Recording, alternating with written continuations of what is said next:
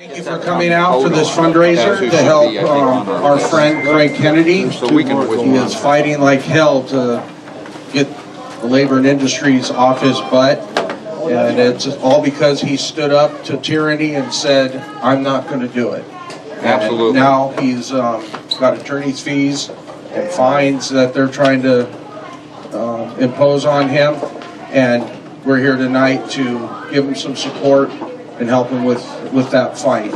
My name is Dave McMullen. I'm the chairman of the Pierce County Republican Party, and I'm pleased to help Craig put this together. We've got some great candidates to speak to you. You'll have an opportunity to ask them questions, and we're going to have a great dinner. So with that, we got to get started. So first up is a candidate in the 35th Legislative District, Travis Couture.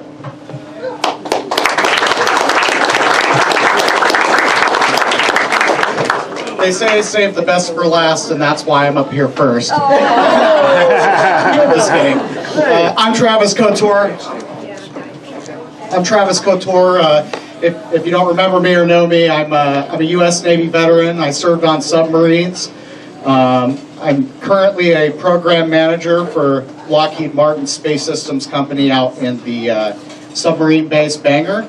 I'm a program manager for the Fleet Ballistic Missile Program, and we were trying to calculate, someone asked me a while back, like, well, what have you done in your life? And I was like, what? And so I was kind of, peeved over that, and I was kind of calculating what I do in my work, and it turns out that I manage over $1.8 billion of assets, including our nuclear weapons, that we put on the submarines for our strategic deterrence defense. I am one of literally a handful of, if you've ever heard of the START Treaty, I am one of a handful of the only START Treaty coordinators on the West Coast of the United States. And through my various programs and projects, I manage roughly over 300 people. And so I think that's a pretty good accomplishment, and I think that, serving our country is a good accomplishment. And I think that running... Thank you.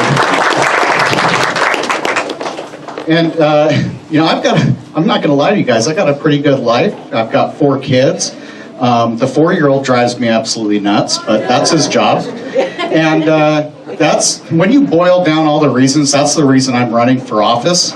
Because at the end of the day, when I'm old and gray and I'm on my deathbed, I want to be able to look my kids in the eye and say that I did something in this critical time in our state and nation's history.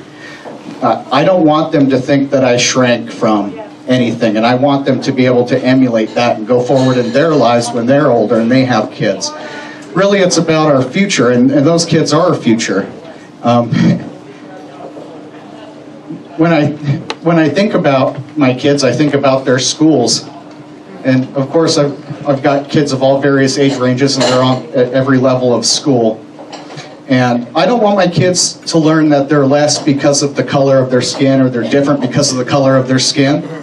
I don't want them to see pornographic things in their libraries at school, which, I don't know if a while back you caught the Kitsap Sun, they found one of these books that was so pornographic they wouldn't even print the illustrations in their paper, but they'll allow it in the school. And just Linton. Aside from those things, the radical sex education, the CRT, but let's stop calling it that, because in Washington State they call it their equity policy.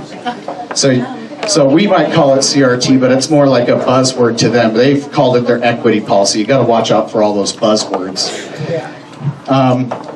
And they try to slip it through the cracks. There was one teacher that used to be a former state representative that said, he's a teacher now up north, and he said that their required reading for their staff was a book called You, Me, and White Supremacy.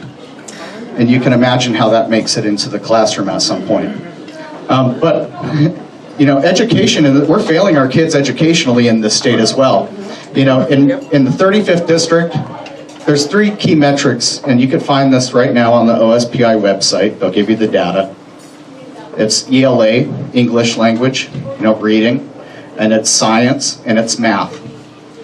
And in my district, English language and science are below 50% comprehension, and math is at 25% comprehension.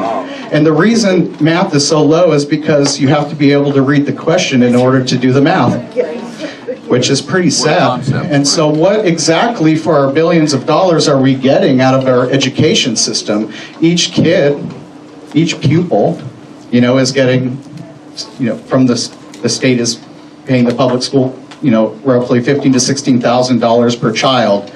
And I'll tell you folks, we might as well just light our money on fire and throw it into a black hole, because that's what we're doing right now in the K-12 system.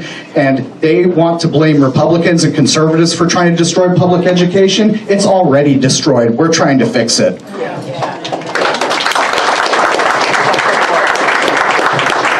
And really quickly, I'm going to be one of the biggest champions of education freedom and choice.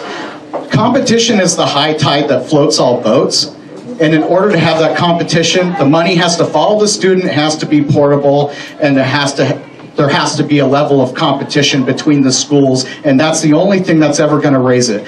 And every time they fail to meet standards, what does the legislature do? They lower the standards, and then they pump more money into their broken system. I used to tell people that I could throw $20 on my lawn, but it doesn't mow the grass. And the legislature should think about that same thing. What?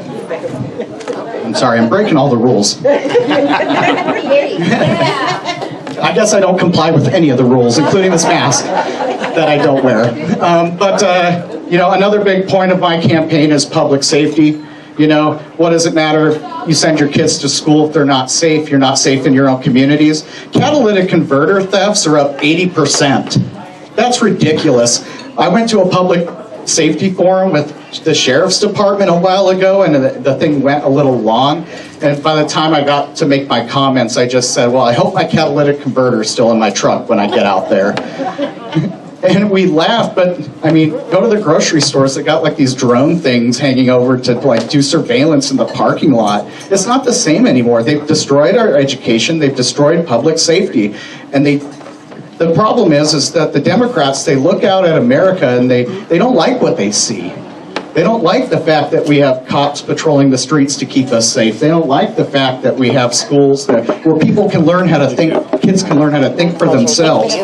They want, kind of this socialist society, and you could call it whatever ism you want, but, they want that socialist society, and they're not going to stop. And the legislature is far more radical, the Democratic majority is far more radical than it ever used to be.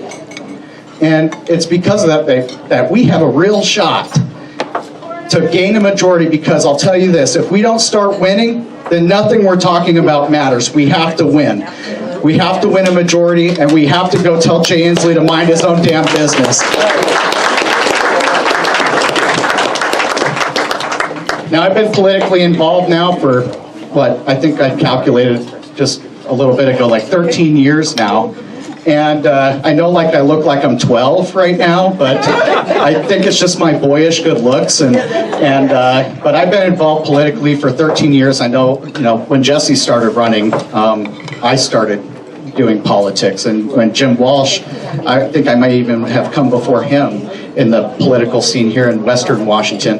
And so I've been involved in this for a long time, and sometimes you speak about things, but the politics haven't caught up with who you're talking to yet. So it's funny, a lot of the things we're talking about now, are some of the things I talked about 10 years ago or more. And now it's right out in front of our faces. We can't ignore it any longer. But in that time, I've been multiple times given A ratings with the NRA, multiple times given outstanding, the top rating in the state from Citizens Alliance for Property Rights, for protection of property rights. And so I built a record of protecting, a record that I'm proud of protecting constitutional rights and understanding our state's constitution. They work for us, and their only job and their lowest bar that they can hurdle is to simply follow the Constitution. It's not that hard. And so with that, we got many great speakers tonight. I want to introduce the next one. Just remember, I'm Travis Couture. I'm running for the House in the 35th District. I really appreciate Craig throwing this on. This is the second time now I've been out here, and I really appreciate the fact that we show them so much support and have such a packed room. That's really great. Now my seat brother, who's going to also win along with me. Oh, I'm sorry. Wrong person. But I totally will win, but I'm talking after Elizabeth. Okay. All right. Reverse. I'm sorry. Candidate for the 6th Congressional District. I voted for last time. I'll vote for her again. She's a rock star. She's, excuse my language, kicking ass and taking names, raising money, and she's everywhere. I see her all the time. I'm proud to present Elizabeth Kreiselmeyer. Thank you, Travis. So, yeah, thank you for turning out tonight to support Craig. He is a true freedom fighter for America. Wouldn't you say? Let's give Craig a hand in that one place. I'm delighted to be here to show my support for him, and so grateful to all of you for doing the same. So again, I'm Elizabeth Kreiselmeyer. I'm running for Congress for the U.S. House of Representatives in D.C. to retire Derek Kilmer and fire Nancy Pelosi in 2022.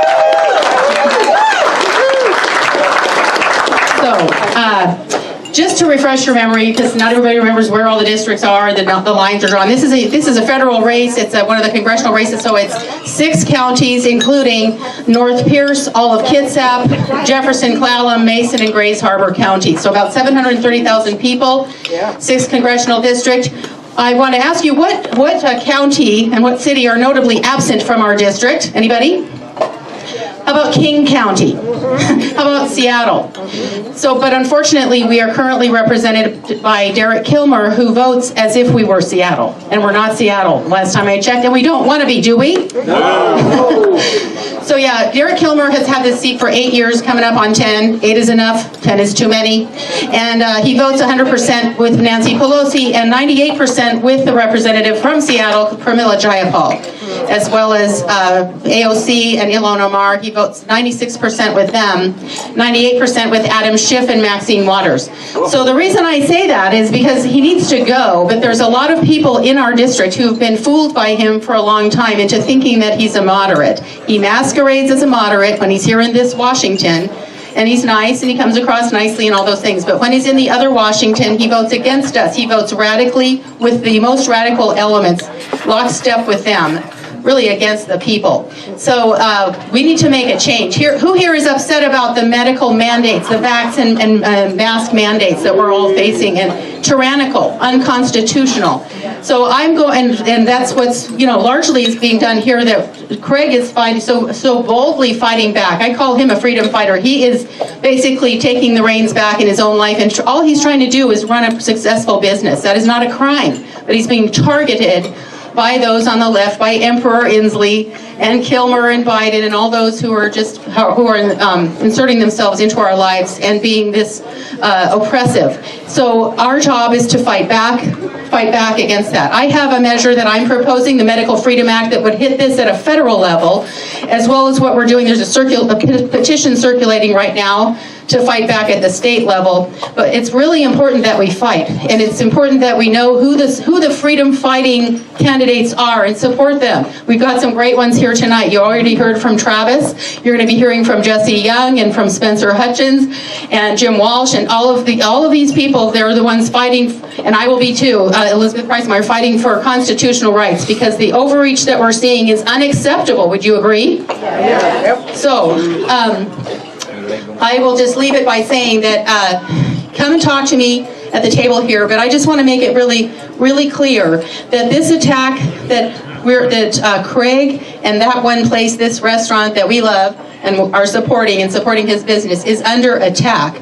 And they're trying to make an example of him because he's refusing to conform with these draconian, unconstitutional mandates. But make no mistake, they're not just attacking him. They're attacking all of us. And we owe a lot to Craig for having the boldness to stand up, take this stand and stand up and fight to just do his job. He's not committing a crime. He's operating a business. So they're trying to make, why would they do that? They're trying to make an example by just trying to destroy his business with these fines and the shutdowns. They're trying to make an example of him, just like Trudeau in Canada is trying to make an example of the truckers that are fighting for freedom up there. So how about this? How about we make an example of Derek Kilmer and those like him, and make him an example by voting him out and telling him we the people don't appreciate the way they're attacking our freedoms. So stand up for freedom.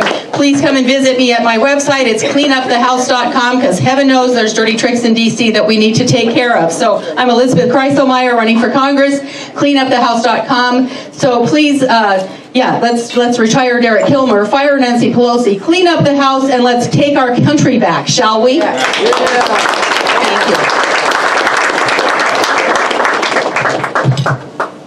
All right, doesn't that get you excited about the 2022 elections? Next up is candidate for, as everyone knows, Jesse Young, our representative here in the 26th, is running for Senate so that we can be rid of Emily Randall. So, and he's going to do it.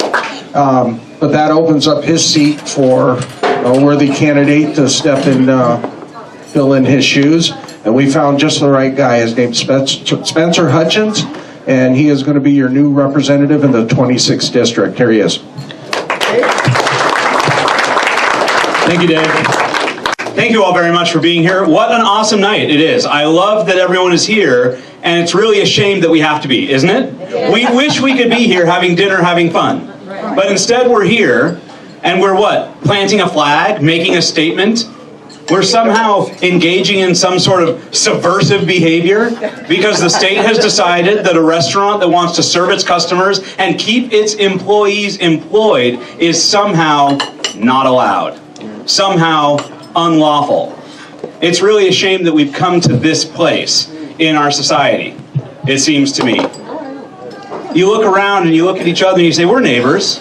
This is our life. This is our community. This is our everyday. This is who we are. And somehow, the state government in Olympia has gotten so detached from reality that the very things that we take for granted day in and day out become something that we know they want to stop. It's a shame. But thank you for being here. Because you're saying, no. Thank you. And on behalf of Craig, we've heard about Craig. We all know about Craig. It's a hard thing to decide to turn your business into a political statement. To turn your business into a freedom fight for your personal liberties. All Craig wants to do is, as we've said, have a restaurant and serve people some good food. Create an environment where people can have good times, good conversations, live their lives together. It's a shame that someone like him, who did not get into this business or any business in order to fight a lawsuit, has to suddenly become a lawsuit fighter. I own a business. I own a real estate company. I'm very blessed that they never came from my company. Why? They didn't come from my company because, on a technicality, all of my employees are 1099s. They're not W-2 employees. So I have 120 1099 real estate brokers who work for me, and I don't have to worry about the mandates that they're putting down because of what? A tax technicality? A tax technicality is the reason I didn't become COVID cop. But somehow that man back there has to become COVID cop, and when he doesn't, the state comes for him. And congratulations, Craig, your restaurant becomes a battleground, and you become a general in a war you did not want. But thank you, because you're doing something for all of us, and we're all here to support you and say thank you for what it is that you are doing. That's right.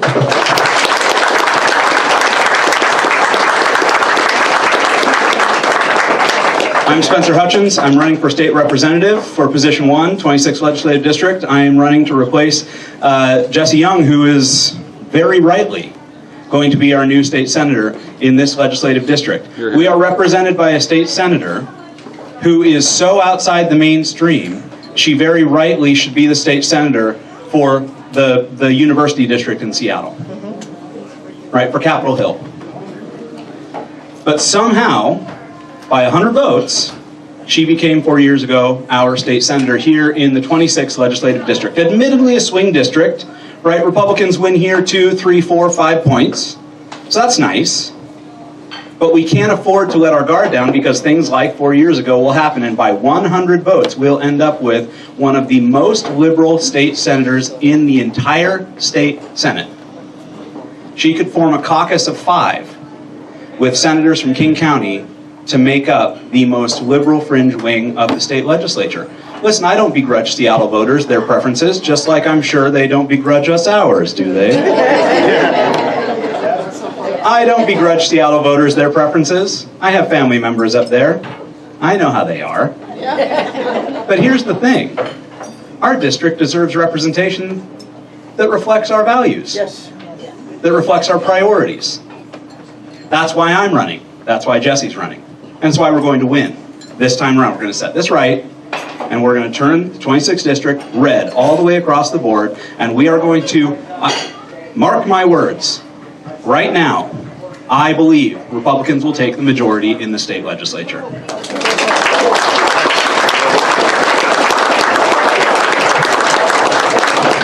And some of you are shaking your heads going, that guy's crazy. And sometimes I do feel like that because I've lived in this state my entire life. And I can count on one hand the number of years that Republicans have controlled any house in the state legislature. Right? It was a long time ago that Republicans held the speakership of the House of Representatives. A long time ago. I was a child. But we're going to do it. And what that's going to do is less about 2024, or excuse me, less about 2022 and the incoming legislative session, and more about 2024 and the gubernatorial election.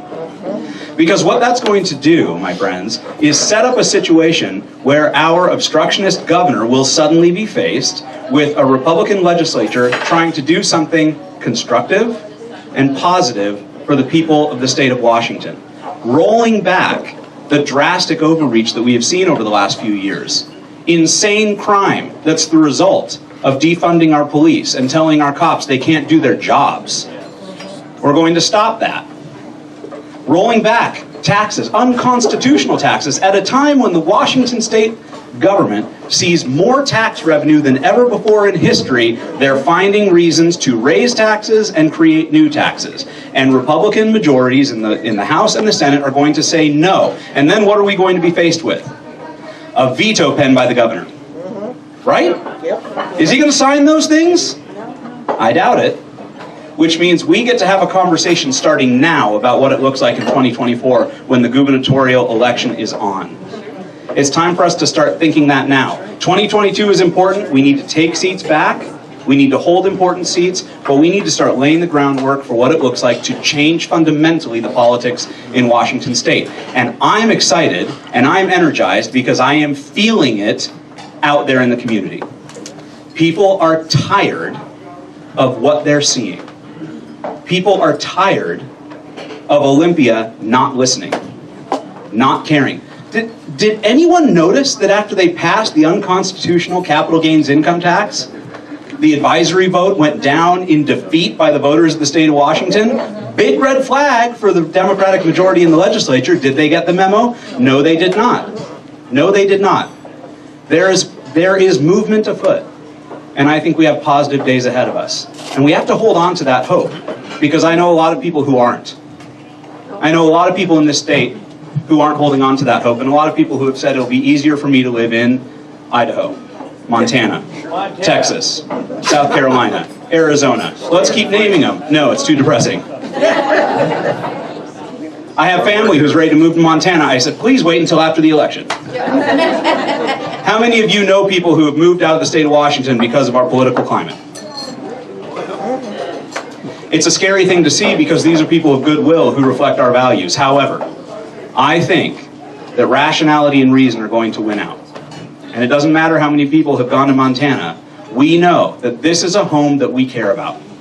I am staying here. I'm running for state representative, not because it's fun, not because I'm super ambitious. It's very inconvenient. I've just FYI. For those people who aren't super ambitious, running for office is very inconvenient.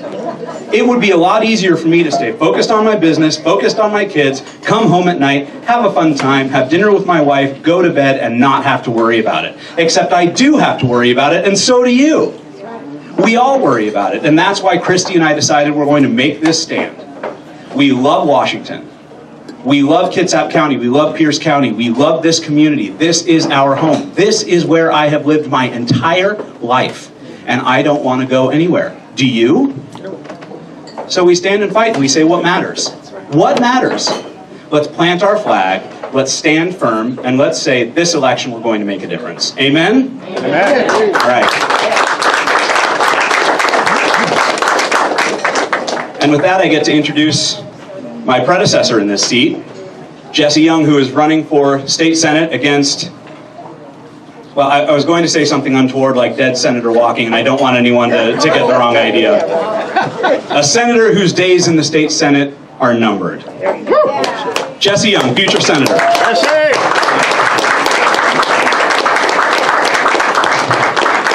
So I guess we're ad-libbing. I don't see dinner plates up, or they're just coming out. So I think what we're going to do is I get to actually give you good news. And so we'll leave with the good news. Dinner's going to be served. So go ahead and eat your dinner. Then I'm going to come back up and make sure you really get it down, because the bad news I have is going to be hard for you to stomach. Okay.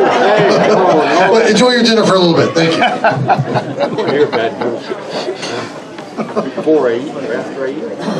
Importantly, let's talk about the crime in our town. Let's bring it up. You can't hear us? We're about to invite Jesse up. They can hear you. We would like to discuss the crime that's happening in our town.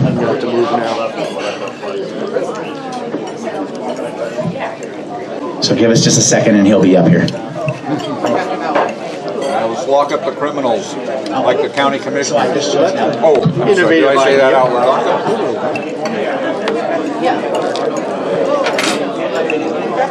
All we have to do is lock up the criminals. Ladies have to have offices up at the top of the hill. I'd be happy with an eye for an eye myself. Did you notice that camping right down the road here? As they drove in, it was daylight. I was talking to Craig about it. Dozen kids right down the ravine in a mobile home up on top of the ravine. That's your Charlotte Garrido. That's your county commissioner. Big part of that.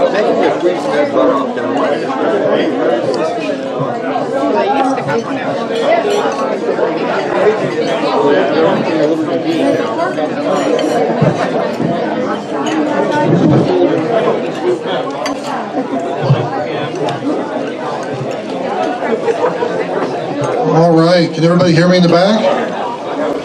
Raise your hand if you can hear me all the way in the back. I'm looking at you, okay, good, I got you. Well, I told you to make sure that you've got it stomached. Are we all ready? Okay, well, first off, I need to let you know that Representative Walsh will not be able to make it tonight. He's still on the floor, or not on the floor, he's in committee, in the Transportation Committee. They're still going through the budget that was just dropped on us. So the first set of bad news is we spent all day today going through the operating budget and the transportation budget proposals that were given to us by the Democrats. And so, does everybody know that in spite of the general narrative that the state economy is doing poorly, does everybody know that we have an $8 billion surplus? Yes. No. I didn't know that. Okay, well now you do. So the Democrats took that $8 billion surplus and they agreed with the Republicans that it would be a good idea to give you a tax break and relief.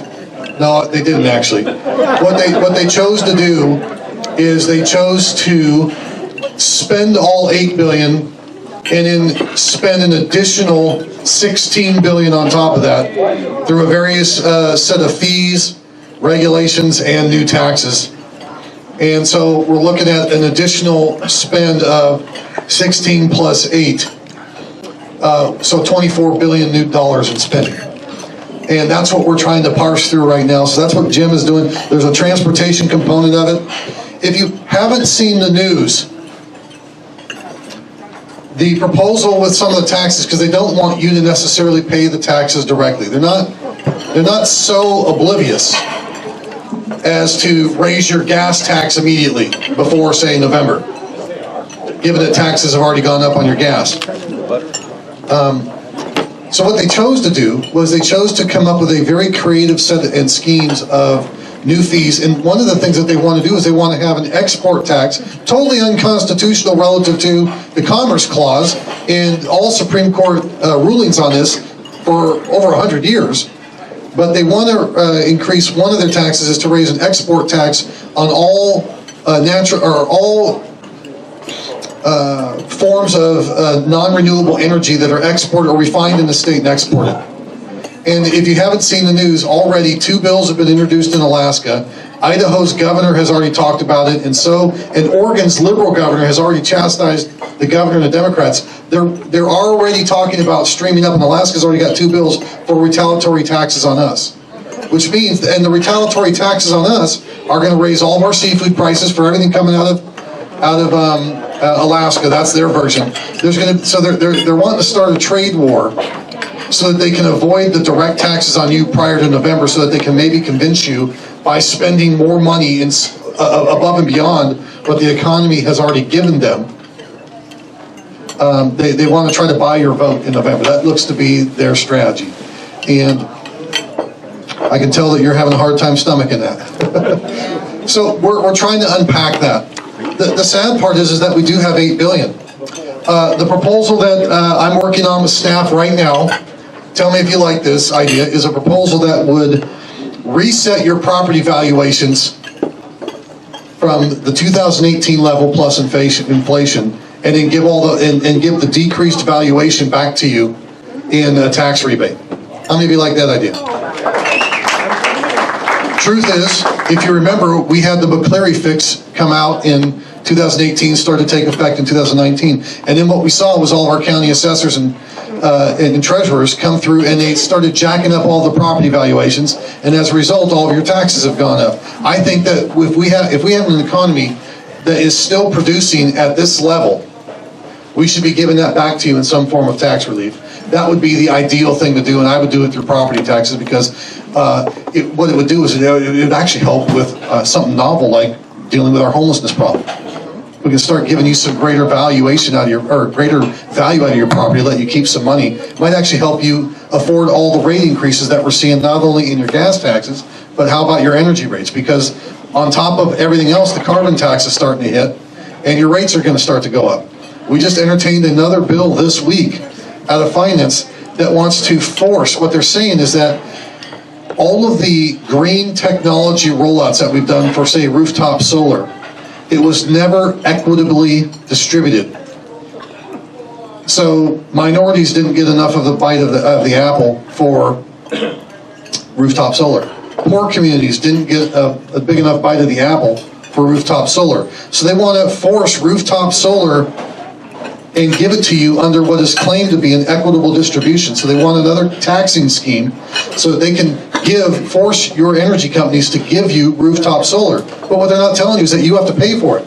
Because by forcing the providers that give you your energy right now to do this, they're going to have to raise your rates because they can't go buy the cheap energy but from Bonneville Dam.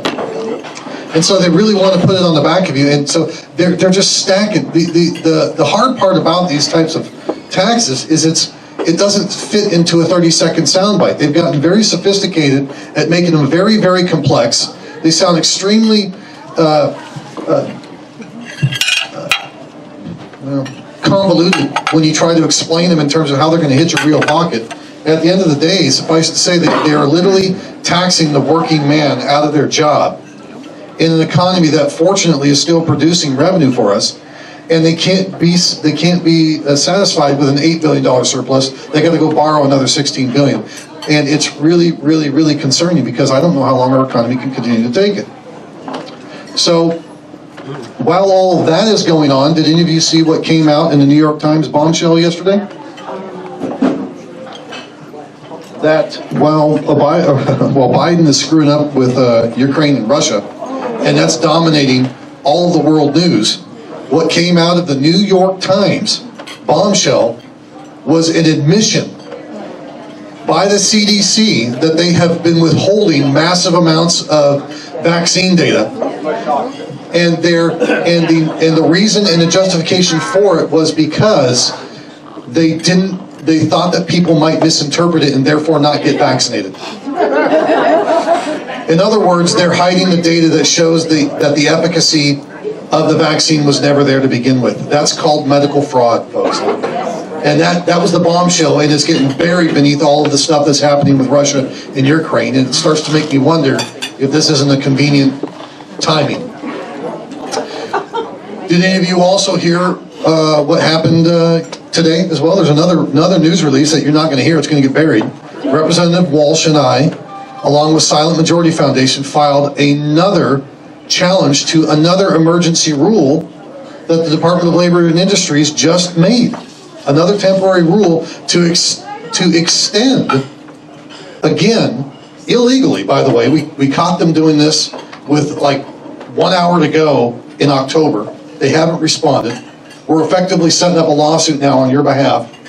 We caught them again extending another COVID mandate rule that would last longer than the emergency if they pass the temporary rule, that would allow them greater authority to regulate private sector employment with regard to COVID restrictions. That's not in the law. It's not legal to do. So we just challenged them again today, and I gotta tell you, there's a lot of late nights. This session has been the most chaotic, most frustrating session that we've ever had, and we haven't even gotten to all the gun bills that are about to pass this next week and a half. I just spent most of my time today working on amendments with Representative Walsh to try to slow down the magazine ban that they're going to come through and try to pass. They've already passed 2 other gun bills that are trying to restrict access to folks. They're all unconstitutional. They will all fail in federal court. So they're wasting all of our time. They're forcing us to fight these fights. And at the same time, they're not fixing any of the defund police bills that screwed up our policing over the last year. As a matter of fact, probably the most frustrating time I've ever had in committee has been this year, forced into another remote session so I can't be there in person.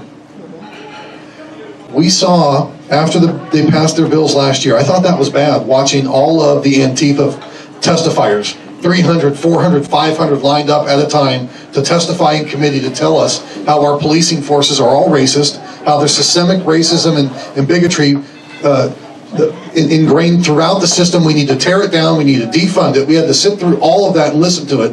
And then they still went and passed these bills that prohibit police from chasing anybody, from effectively arresting or detaining anybody, from pursuing anybody. They took away all of their tools, including some very effective de-escalation techniques that you would have thought they would have wanted.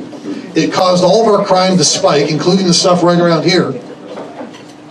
You know that in the context of all that, then they said, oops, my bad, let's fix that. And so we were working with them over the summer. Some of the Democrats that passed these bills, we were working with them to get some good fixes through, working with the police advocacy groups that are out there. How can we pull this back? And so they had them all ready and lined up. They weren't going to go far enough, but we were at least trying to see how far can we get a coalition together to at least claw it back. Okay, go ahead, you can jump in front of the problem. And then we ran these bills out. And then the same Antifa groups signed in to testify, 200, 300 people come in, and they basically said this to the Democrats. If you run these bills this way, we won't be there for you over our dead bodies. And so they started scrapping them. These were even just the small minor clawbacks to try to empower our police. So they've utterly abandoned any real effective police reform. And we're going to have to go through another year of watching our family get accosted when they go to the store. Or someone get their head almost chopped off just a block away from here. This stuff is garbage, and this is why I'm running against Senator Randall. She sponsored the bills. She's unapologetic to this type of legislation. And oh, by the way, she spends 90% of her time in Seattle anyways. She wants to bring Chaz and Chop here. How many people want that? Not one? Well, then I'm your Huckleberry. Because I don't care what kind of threats I get. Folks, believe it or not, we actually have had police respond to my house. We've had death threats all the time. I am prepared to stand up for you and stand in the gap. They can call me any name that they want to call me. I will stand on the front line. Is there anybody in this room that doubts that I will do that for you? We had an intruder break in through our neighbor's yard, through the greenbelt, over their fence, through the greenbelt, over our fence, into the backyard with a butcher knife, trying to get up to my house. Fortunately, I've got 2 Newfoundland dogs. That's why we have them. And they pinned the guy down, and the police wouldn't arrest the guy. The guy took off. When this is what saved the guy's life. You know what saved this person's life? Was the fact that it was on a Saturday. I slept in finally, got a chance to sleep in. I came out of the shower around 10 o'clock, and right as I exit the shower, I hear my wife screaming off the back deck in the backyard. I go to the window, dripping naked. Look out, and here's this dude in a hoodie with a big butcher knife. The only thing that saved that guy's life was that I wasn't dressed and came out of the shower, so I wasn't concealed carry at the time. That stuff is scary. I know what it's like. If you live near here and you're seeing all this crap happen, I'm the guy that's going to go get that fixed. And it won't just happen through legislation. I will rattle every local politician's head and beat the crap out of them for you behind the scenes. I will burn their budgets if they don't start funding the police. You have my word. I'm glad some people are filming this. Maybe some of the local politicians will hear this. I am sick and tired of it.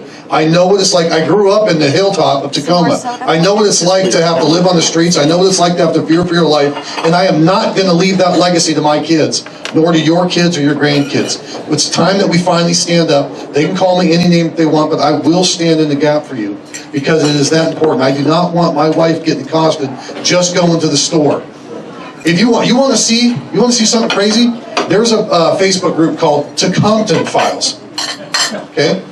It's in Tacoma. My wife and I met in high school in Tacoma. We grew up there before we moved to Gig Harbor. If you go join that group, it's like a police blotter now. 7, 8 dozen times a day, new police. Just the other day, my wife goes, "Oh my gosh, there's an armed robbery at Hobby Lobby." Oh my God. If you've driven across the bridge and you're going across, you see Hobby Lobby, it's right there. There's plenty of light. They're so brazen now that they're doing armed robberies in the middle of the day. And the police can't do a thing. We must stand up for this. This should not be a Republican or Democrat issue. This is a public safety issue.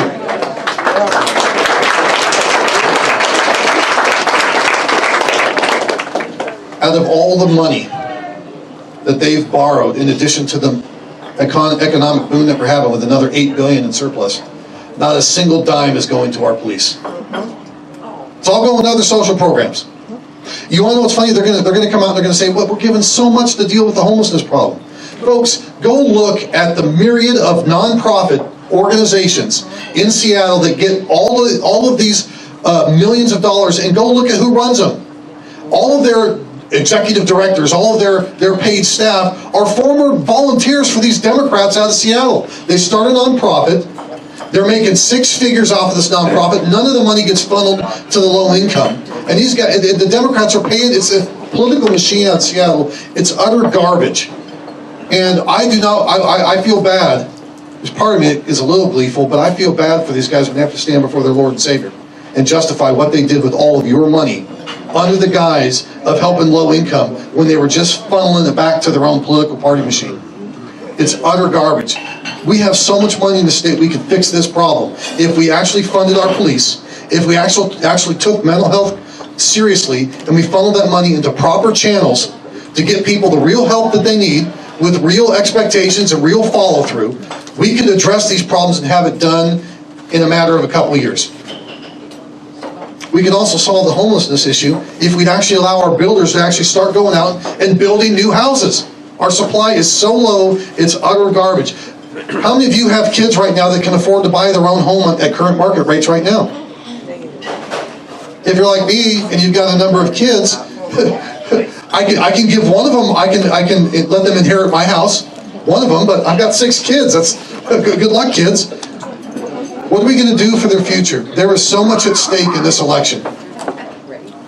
And it's sad that we're spending so much time worrying about what's going to happen with Russia and Ukraine because our president is so bad at it. And then it gets doubly concerning that you've got Inslee that's more concerned with making the Democrats, looking good to the Democrats so he might get picked up after this election cycle into the Biden administration. That's his goal.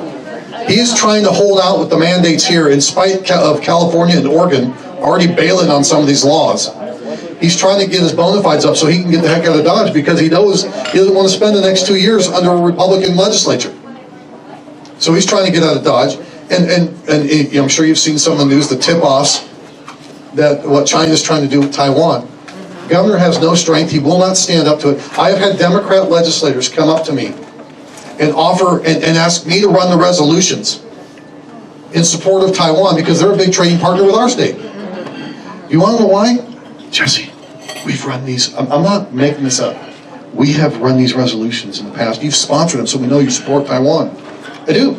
Would you run them this time, this session? Would you run them? Well, I'm happy to, but why would you want me to do it? You guys typically don't want me to have my name on bills so I get credit for a good bill. Well, the last time we ran it, our staff who have heritage and family over in China, their Chinese families started getting berated because of our stance for Taiwan. That is a true conversation that I had with the Democrat legislator, two of them. That even their staff's extended family in China get beat up over these types of things. This is what's happening on the world stage, and we're having petty discussions about how to throw more of your money away and down the tube. Folks, it is existential. Where's the shining rainbow? Defund police is opposed by 85% of the people in the state. It was 70% in June, last June. It's now about 85%. That means at least 25 to 35% of Democrats are now alienated on this issue. That bodes well for us potentially not only going in the majority like Spencer noted, but potentially even getting a shot at the supermajority. And if we do that, we're going to have a limited window. We will have a limited window to even override the governor's veto and claw back these things and make some real change. And you're going to need leaders that are not scared to do it. I'm not going to tolerate any Republican leadership that comes up and says, okay, we got in, now let's move to the middle and try to hold on to power. No, we must make strong strategic clawbacks of what they've just done to empower our public safety so that we can actually trust that our kid could stand at a bus stop going to school in the morning or coming home at night and not be accosted or shot by a drive-by. Well, with that, I'm sorry that Representative Walsh can't come. I'm happy to answer more questions on the budget. I'm happy to talk about public, whatever you want, free reign. As long as you can stomach it with the meal you just had, I'm happy to tell you what the Democrats are up to in Lubbock. By the way, we're done on March 10th. So we've only got about 2 weeks left, 2.5 weeks, and then we'll be done. We are probably going to be all-nighter after all-nighter after all-nighter for the next 2 weeks. That's what's going to be going on in Olympia as we try to stall out. Right now, what they're doing in the committees, transportation, Jim was thinking he'd be done by 8, and then was asking, should I still come up here? And I'm like, I don't know that people are going to still be here by the time you get up. It's another hour drive out of where he's coming from. But appropriations is probably going to pull an all-nighter tonight because they're slow. We're trying to. One of the things we have in the minority is the ability to kind of slow things down so that they can't make it as bad or can't get as many bad things through. So they're in appropriations right now, trying to put a bunch of amendments on the operating budget bill so we can maybe have some sanity to it. I doubt that many of them are going to get passed. So with that, happy to take any questions. Yeah.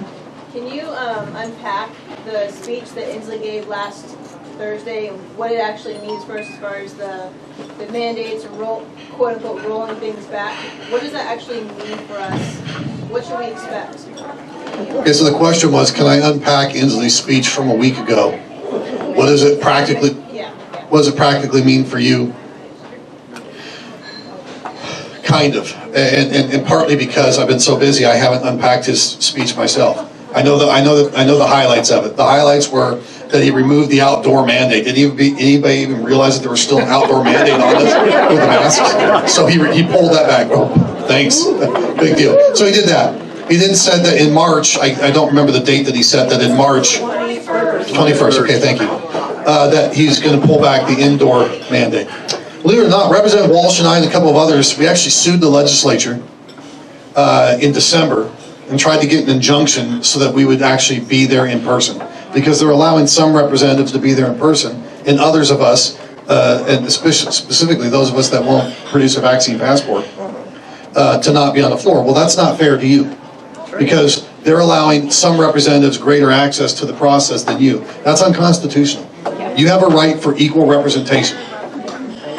So that lawsuit was heard. The judge in Thurston County said, wow, there's a lot of merit to this, but now is not the right timing.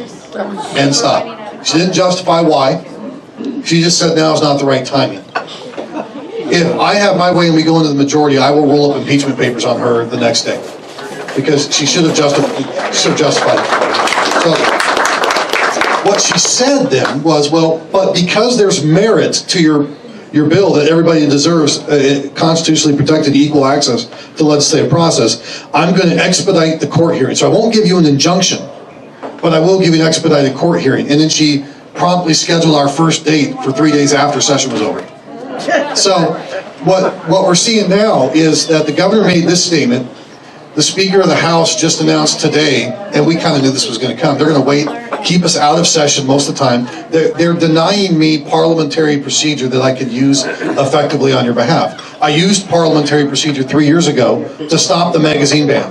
That's how we did it. We used parliamentary. But when I'm sent in through Zoom, they deny me access to some of those parliamentary procedures because I can't interrupt what I would ordinarily do like on the floor. So just today they announced that they are going to allow anybody who's regardless of vaccine status to start coming in next week. But they're only going to allow 21 members of the Republican caucus on the floor. So now we got to figure out which 21 are special enough. We only got 41 members. So half of us get to be on the floor. I expect that by the following week they're going to allow everybody, because what are they doing? They're slowly starting to claw back. I think Inslee is setting his dates specifically to be the last holdout governor with restrictions. Yeah. So the 21st is going to come. Now, if that were to just unpack your statement, that would be fine, but that relates to what Representative Walsh and I did with the Silent Majority Foundation today. Because what we're finding is that Inslee is making these broad statements and he's going to start to pull back his mandates, but what he's doing is privately having, while skirting all transparency rules and statutes, he's having his agencies extend temporary orders or make temporary rulings that are going to keep some of these things going on. One of those is going to be through L&I to keep forcing Craig Kennedy to try to pay these lawsuits or pay these bills, pay these fines. So he's trying to convolute it through the agency bureaucratic mess. So that's what we're trying to catch up. And unfortunately, there's only a few of us and so many hours in a day to keep track of all that. And then right now it's a matter of, okay, do I try to get amendments to stop a bad gun bill? Do I spend it on trying to find every agency? That's what we're facing right now. So that's probably about the best I can do right now. Yeah, sir. Ladies first.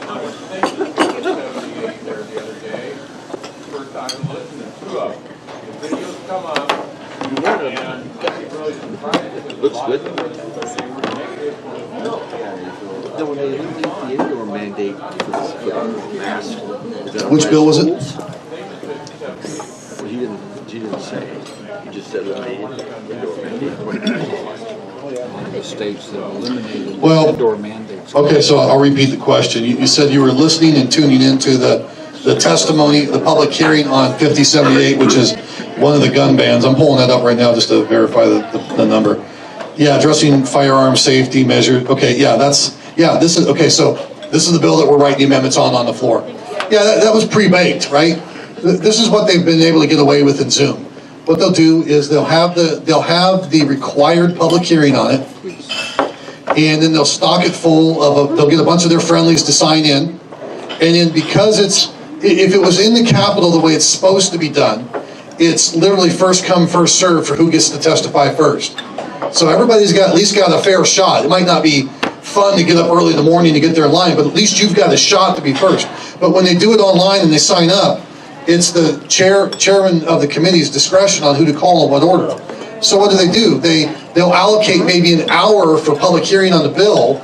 There'll be 500 people signed up pro and against, and they'll give each person a minute to testify on it, and then they'll cherry pick their people, let them go first, and they basically bleed out the clock. And it was already set up beforehand. They weren't going to listen to anybody's testimony. We've got amendments that we're working on. Well, there's too many to go through, but they're not going to take them. They're going to force this through to. I would have speculated in October, November. I would have speculated that the Democrats would have come into session and definitively moved to the middle in the election year to try to make it look like they're clawing back some of their mistakes and to make it look like they're reasonable going into an election. That's typically been the playbook. They chose not to do that this year. I believe they're under the notion that the only way to survive this purported red wave that is coming is to appease and motivate their most extreme part of their base. So that's what they're doing. They're going harder. So they're going to pass some of these extreme bills. They're going to continue to raise taxes and borrow more money against our kids' future and give all these crazy socialistic bills and push them through. And I mean, they're pulling back. We've heard a number of bills in public safety where they're decriminalizing so many things. They've run a number of bills this year, especially, well, you probably heard the news of the one where they wanted to not penalize drive-by shootings anymore. I mean, that was Representative Simmons out of just here in North Kitsap. And imagine that bill times 50, and that's what we've been hearing all of this year. And so that's kind of what's going on. Next question. Yeah. Supposed to be. Jesse, with all the people who got fired because they wouldn't get the vaccine or whatever, you guys going to do anything to rectify that issue? Because that, first of all, I think it's unconstitutional for them to do it. Yes. And the second thing is no one didn't see anybody really stand up and, you know, force the issue with lawsuits or anything like that and push this issue. It's just really frustrating because I've got family members that have had to go through this, and you know, a religious exemption or even a medical exemption. You know, it's who's making the decision? Some idiot who doesn't have a background in either one. So the question was, summarized, is anybody going to do anything about the people that, or for the people that got fired because of the vaccine mandates? And that's, I got to be honest, that's been very frustrating.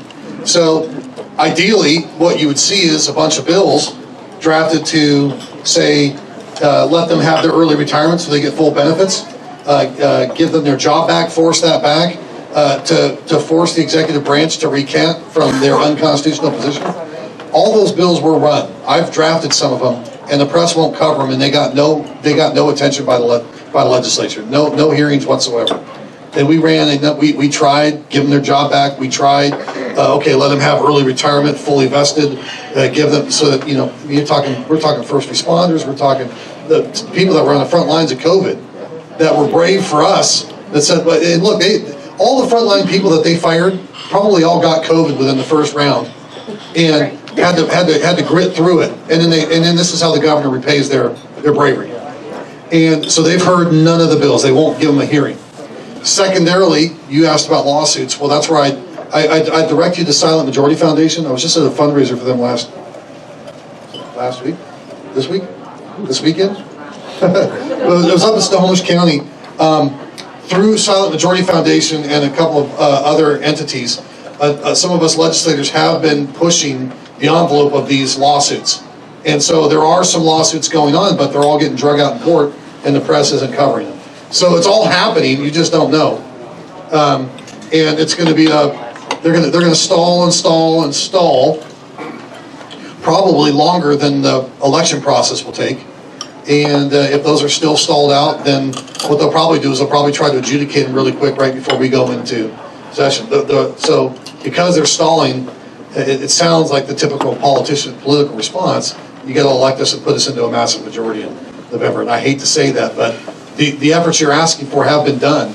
They're getting stomped down. You just didn't get, you know, the problem is you just don't get a lot of visibility on it for the actions that are being done. And that's kind of the frustration I have, is even to find out what the hell's going on in the legislature, you got to really dig around to find anything that's going on. They make it so that his comment was, yeah, and you're looking for that, you can't find it, and even people that are trying to look for it have a hard time finding it. Folks, it's extremely, the scenario in this state has been set up to prohibit us from doing a lot of things on your behalf. I'm not allowed to actively pursue you from my legislative account. I cannot try to, I can't go buy a list and try to mail and offer you an opportunity to sign up. You have to go on your own volition to sign up for my stuff. Now that's independent of my campaign. For my campaign, I can try to reach out to you, market to you, let you know that stuff. But if I do it through my campaign, then I have to be completely judicious that I don't use anything that has a legislative origin. Because then what will they do? They'll submit me to an ethics board review and they'll say that I used state resources to campaign. So they lock me down that way. But then they say that I can't go out and pursue you from the legislative side unless you first come and pursue me. If you want the updates on these types of things, you got to go to, just Google Jesse Young, go to my House Republican page and sign up for my newsletters. But unless you do that, I can't pursue you legally. They won't allow me to do that. And they do that to everybody. The way that our state government works is completely broken. If you thought the way it works in DC is broken,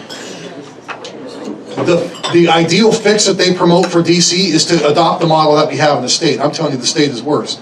Ideally, what we would do is we would go down, I would get elected, and then I would have a budget for my office. Every representative office would have the same budget, and then I could deploy that budget how I see fit. If you're a congressman, well, at least the way it worked 10 years ago, I ran for Congress once, so I looked into the way it works in Congress. You get elected to Congress, you've got a budget of about $2 million a year. And you can you can spend that $2 million to hire up to 18 people. You don't have to hire 18 people. You can't hire more, but you can hire up to 18. You can distribute the money. Is it still that way? Okay. So, but it's fully my responsibility. It's up to me. You are electing me to represent you. Therefore, you're trusting it. Part of my skill set is the ability to run an office. And then so I can deploy that however I see fit to represent you. And then the Congress itself would have no say for how I run my office. And that would make sense, right? Why do you want some bureaucrat in DC to dictate how I run my office here for you? Well, in Olympia, it doesn't work that way. In Olympia, I have an office budget, but I have to go through the legislature. I have to go through the clerk's office. The chief clerk is hired by the Speaker of the House, who's a Democrat. So if I want to hire staff, I have to go through them. The staff has to be interviewed by them. The staff is paid for through them. The staff reports to them. Well, what if you come to me with an intimate issue, maybe with your kids in DSHS? I have people come in all the time. DSHS is threatening to take their kids. I've got business owners that come in. Department of Ecology won't. It's been 2 years and they still haven't gotten a permit approved, and they really need to sell their property, but Department of Ecology won't let them. We deal with this crap all the time, and I would expect that my staff would keep that information confidential, except the clerk's office pays for my staff, has some say over every legislator's staff, and then can dictate that they would report that back to them. It's none of their business. You elected me to do this job. And so, in addition to that, they operate every committee with complete authoritative control. So if I want to, during one of these testimonies, want to bring up a point, maybe someone gets up and says something really egregious about justifying taking more of your rights away, and I want to be a little bit combative with them, like you see on C-SPAN with Rand Paul gets up there with Fauci. I'm not allowed to do that. If I do that at all, they immediately turn off my mic and stop me from representing on your behalf. The way that Olympia works is broke, and the power of the majority party is absolutely supreme, and they rule with diminutive authority. And then they even have access to our staff. Do you know that there's only one state legislative office open in the state? It's mine, in Gig Harbor. You can come to it anytime. It's right across the street from the Goodwill, right next to where the old harvester used to be. And the only reason why it's open is because I staff it with my own volunteers, and I pay for the office with my own money.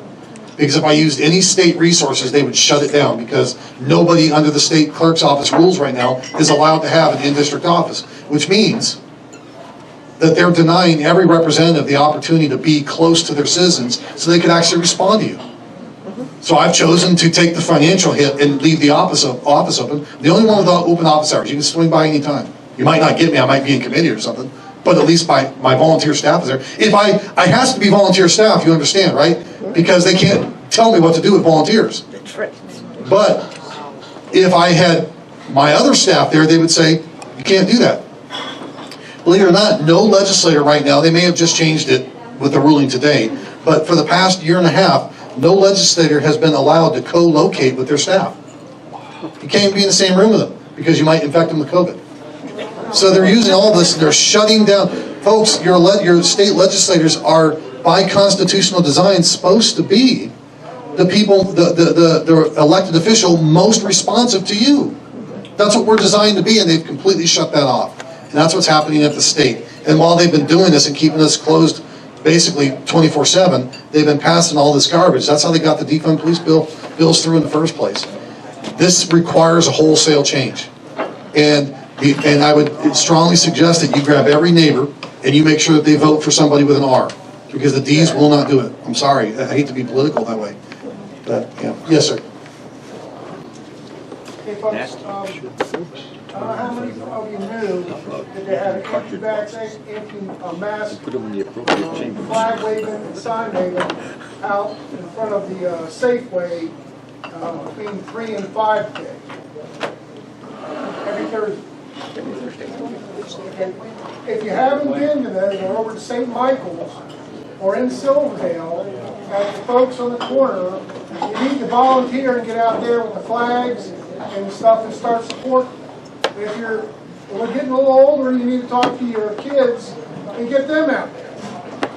Because we're getting, like, across from the at the 420 store and the Shipyard Light, we had like 3 or 4 folks out there one day, and everybody's driving by, and a few of them are doing it, but when there's only 3 folks out there, it looks kind of silly for us.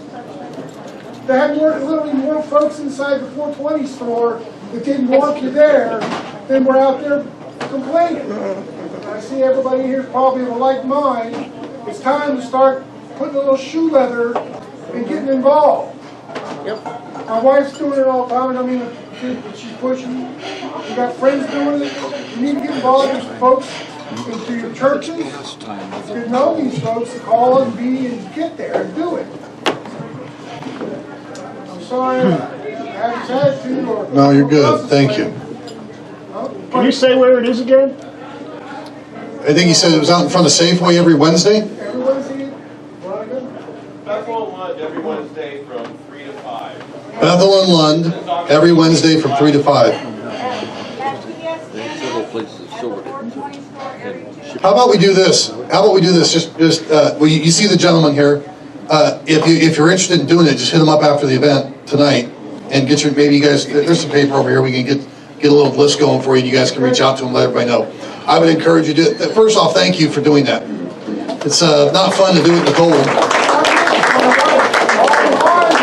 What's your wife's name? Veronica. Veronica, thank you very much. Yeah, so I'll answer your question. Let me just set this up. In talking with Craig, I've been helping him for a while. I consider him a friend. I really want to say thank you to all of you for coming out and helping support. I'm happy to do more of these if that helps, but Craig's got about 10 grand at least right now, the first hurdle. He ultimately is going to prevail, but we got to get him to the point. They already killed Spiffies down south. The whole goal, and what Representative Walsh and I caught with these rulings that they're trying to do, the governor's trying to do, he's trying to just force these guys out. You know, before he's got to pull up bait and take off, he wants to see if he can bankrupt these guys. If you've got friends that can give, if you can go online and help Craig, please do. He's got legal fees. He's got to pay the legal fees to force this out long enough so we can get in and correct it. I'll tell you what, in the budget, from the Senate side, I will run a budget proviso in next year's budget as the majority party running that budget that will pay these guys back for every one of their legal fees and repay all the fines. I will fundamentally do that. The government should never have taken the money in the first place. But we got to get there first. And if you can help him, I know you guys are helping by being here tonight, but what he has done for the community by standing up and doing this has provided a beacon for other people to rally around. And we got to make sure that this never happens again. And so I want to thank you for coming out tonight. It really blesses me. Elizabeth, thank you for showing up tonight and being courageous enough to come. And then Spencer, who I've got a lot of hope in, and then Travis over in the 35th. We're going to continue to fight, but anything you can do to help him overcome that gap, maybe take it to some of your social groups, take it to your church groups and see if they can do something. I mean, he's running a ministry here for people that need second chances anyways. It's a good thing. I can't, of all the places to pick on, the governor, I can't believe he chose this. It's just stupid. But it's really sad. So I'm going to answer one more question. I think that's yours. So what's your question? When will a decision be made about mandating our school children to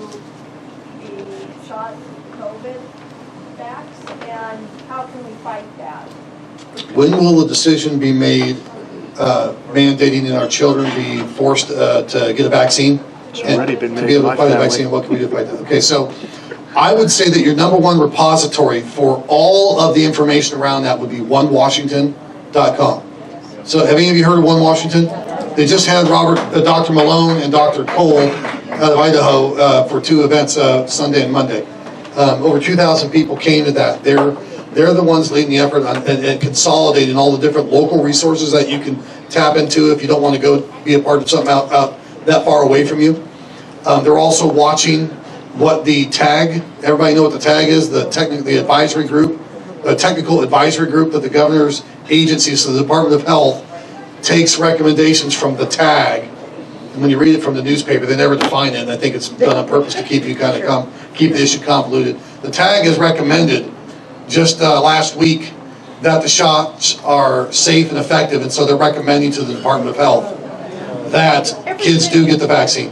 Folks, I was at the thing. I met Dr. Malone and Dr. Cole, and if you listen to their data, and then with what the CDC just was exposed with yesterday by the New York Times of all places, these things are not safe for our kids.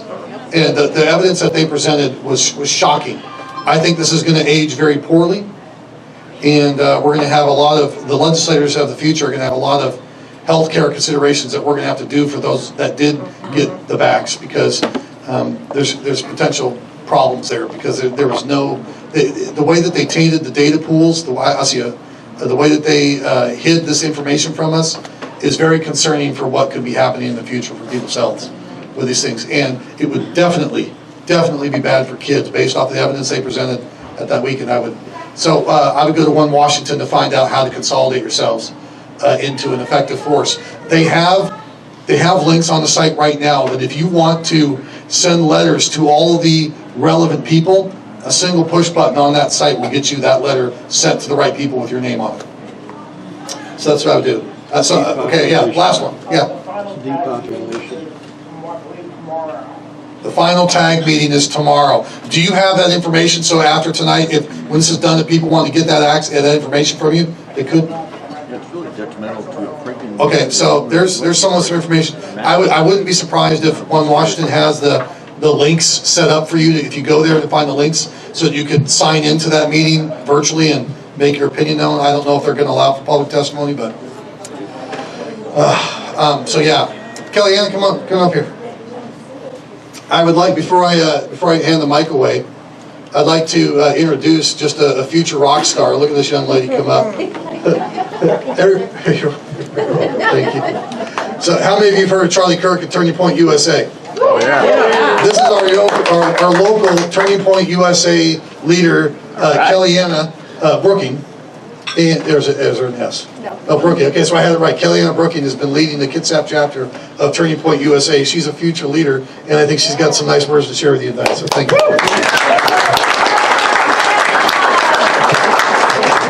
Can you guys hear me? Oh, yeah. 14 days, get vaccinated, stop the spread, wear a mask, get a booster, mandates, trust the science. Kellyanne, I'm really sorry I have to do this. I really hope when the mandates go away, we can see eye to eye, said my principal who refused to let me in the school building if I didn't comply. I don't know about you guys, but I will never see eye to eye with woke leaders who made my life miserable. My principal and school leaders not only took away my right to public education, they also took away my sport, ASB role, and my social life. Here's the thing, whenever I say question everything, the liberals like to take that in a way that makes it seem like I don't trust science. I do trust science. I know that life begins at conception and cloth masks don't stop COVID.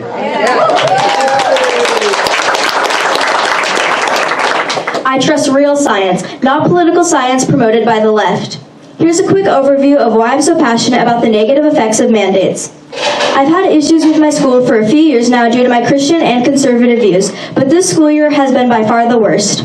I've been physically and verbally attacked without the school handing out any real sort of punishment several times, yet the district is constantly preaching that everyone matters and our school is a safe zone for all students.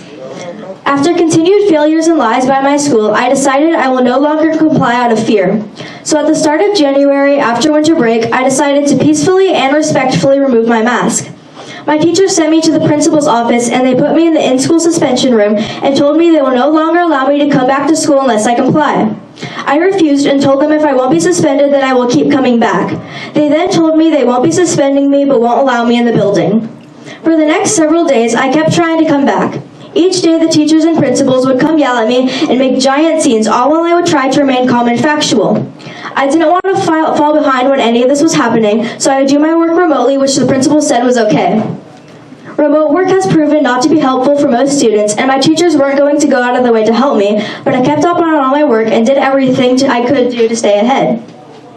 January 19th, I spoke out against the school and school leaders at a Zoom board meeting. I told them how wrong it is that they are allowing Christians and conservatives to be pushed around as if we aren't important. They are supposed to teach us how to be world changers, freedom fighters, free minds, and critical thinkers, but instead they are creating this culture of simple-minded sheep who bow down to authority and question nothing.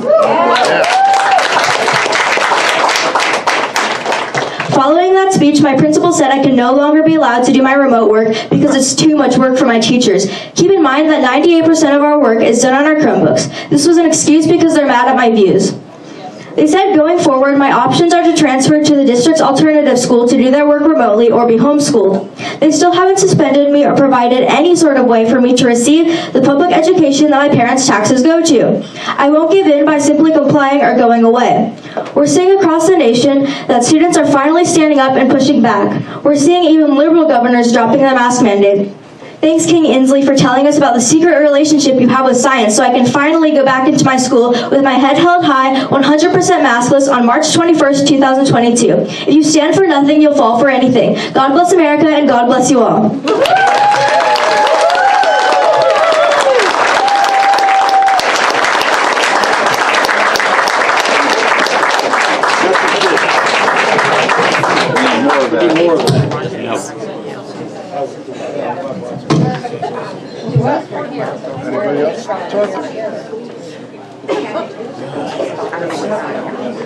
Take the mic, take the mic. Take the mic.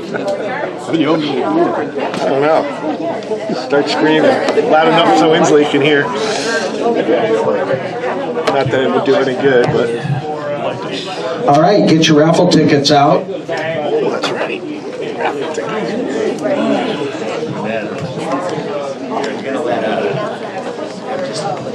We're going to let your host for tonight, Craig Kennedy, say a few words to you, and they're going to let you know who the winner of the raffle is. So here's the man of the hour, Craig Kennedy. Thank you.